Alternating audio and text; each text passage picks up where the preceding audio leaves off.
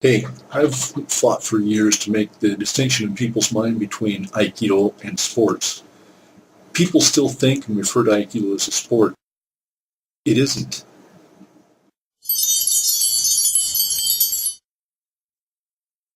Aikido is referred to in Japanese as Budo, a martial way. Aikido emphasizes balanced and complete development of the student. The first Doshu, the son of the founder, said that Aikido is a special type of martial art that emphasizes spiritual development.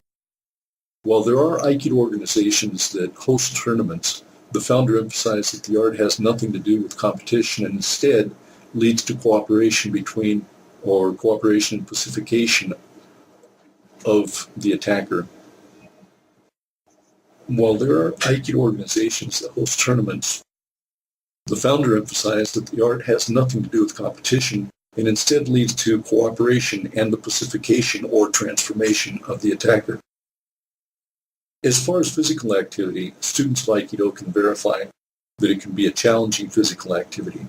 The practices can be quite rigorous and also carry the risk of injury if the practice is not done with caution. However, it was never the intention of the founder that Aikido become an Olympic-style activity. Given that Aikido does have its physical side, its focus is not the same as for sports. As I mentioned, competition in Aikido was specifically prohibited by the founder. Instead, we're to focus on spiritual development, that is, in the development of the whole human being.